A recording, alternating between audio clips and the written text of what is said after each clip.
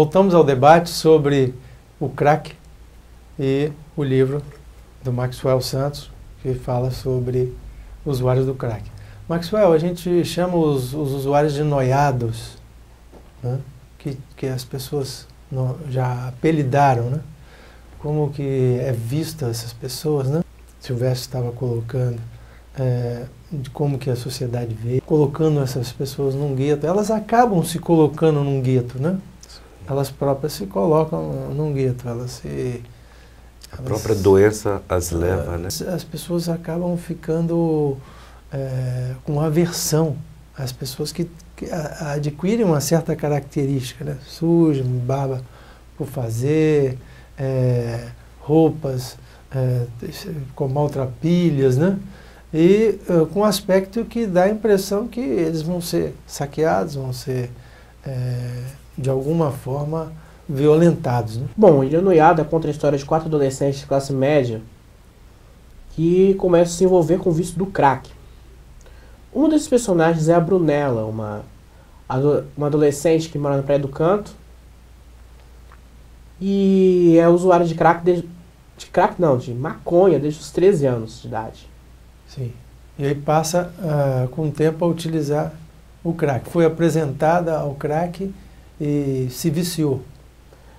Bom, ela começou a usar a maconha, depois passou a usar o fristo, que é uma mistura de crack com maconha. Existe um componente intermediário entre o crack que se coloca dentro da maconha, que é a maconha fumada também, né? Sim.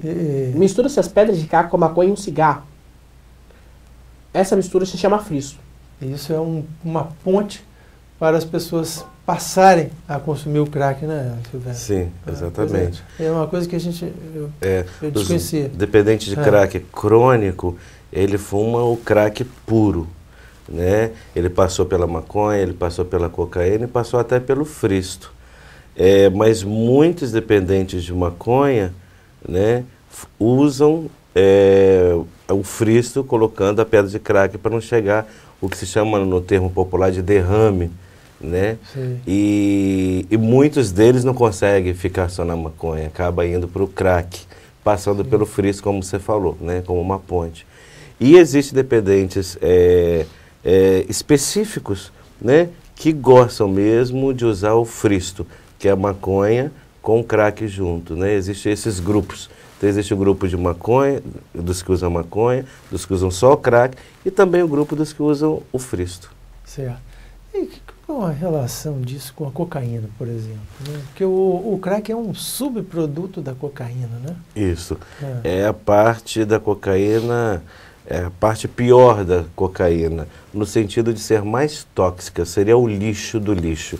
Né? Considerando que a cocaína é um lixo, né? É muito comum o dependente de cocaína falar essa é da boa, né? Que é a cocaína pura, que é a cocaína que não tem a mistura de pó de mármore e outros produtos, né? Que venha trazer a tal da impureza para ela. Agora, muitos dependentes de crack, geralmente eles são provenientes do uso e abuso de cocaína. Né? Agora, existe uma população que está vindo aí, que está surgindo, e que já é da maconha para o crack também. Então, como o crack é subproduto da cocaína, é fácil pensar que é dessa ligação estreita e direta. E tem a ver com o poder econômico também, né? Porque o crack, por ser um subproduto, ele é muito mais barato, né? É exatamente o que nós estávamos conversando, né, Maxwell? Sim. Anteriormente. A população, a imagem que é passada, que é vendida, né, para a sociedade, é que é para a população de baixa renda. Essa população é que é usuária de crack. Só que isso é uma inverdade hoje, né? Muitas pessoas de classe média, inclusive os 4 personagens, né, fictícios, estava colocando para mim que é de classe média e são usuários de crack. E às vezes não tem essa caracterização desses que estão na rua. Tem. Assim, não tem esse visual. Passam a ter. No início não, mas com o tempo, porque o crack, ele é uma, como ele é o restolho da cocaína, a a capacidade dele, tá, de deixar, e você colocou muito bem, como um zumbi, a imagem do craqueiro, que se chama geralmente, é de um zumbi, que a gente vê em filme. Então, assim, as pessoas de classe baixa, por ser mais barata, compram essa droga. Sim. Mas o dependente também de classe média, que usa cocaína, ele quer drogas mais fortes, se ele é um dependente químico. E o crack é mais forte do que a cocaína. Ele passa a usar.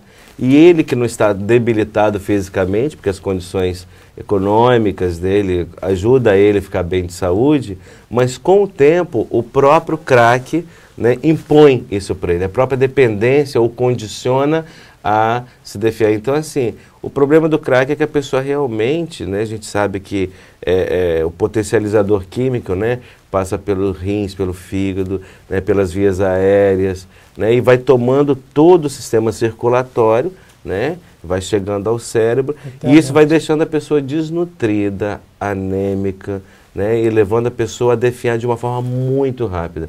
Eu tive pessoas que estavam abstêmias, sem uso do crack, estavam fortes, parrudinhas, e com 2 dias usando crack, 2 dias, o corpo delas fez, né, deu uma... Muito rápido, né? Muito. Agora, uma conversa com um psiquiatra, tempos atrás, gravamos até, ele coloca que esse tipo de dependência causa lesões cerebrais e grande parte dos usuários não consegue mais se recuperar. Você falou até do psiquiatra. É interessante, porque eu como psicólogo, eu chamo de sensores psíquicos, que é a mesma coisa com terminologias diferentes. As drogas, em especial o crack, como você bem coloca, ele faz uma desconexão de certos sensores psíquicos. Então, assim, o sensor da educação, da higiene, que o nosso colega aqui, nosso companheiro colocou, o sensor da precaução, da autopreservação, do instinto de sobrevivência, o sensor de valores gerais. A pessoa fica totalmente desconectada. Aí ela acaba perdendo, vendo os seus filhos, seus pais, seus cônjuges como objeto. Então ele não perde a capacidade de... Mas isso não é irreversível? É uma lesão irreversível a nível fisiológico, né? Mas a nível psíquico, se a pessoa depois entra num processo de tratamento e não simplesmente uma desintoxicação, muitas pessoas confundem desintoxicação com tratamento. Num tratamento, além da desintoxicação, ela pode reaprender. Por isso que a terapêutica da recuperação, ela passa pela educação. Ela passa a aprender novamente aquilo que ela perdeu anteriormente. Certo, certo. Nós vamos a um rápido intervalo, voltamos para o último bloco falando sobre esse problema, esse grande problema do crack na nossa sociedade.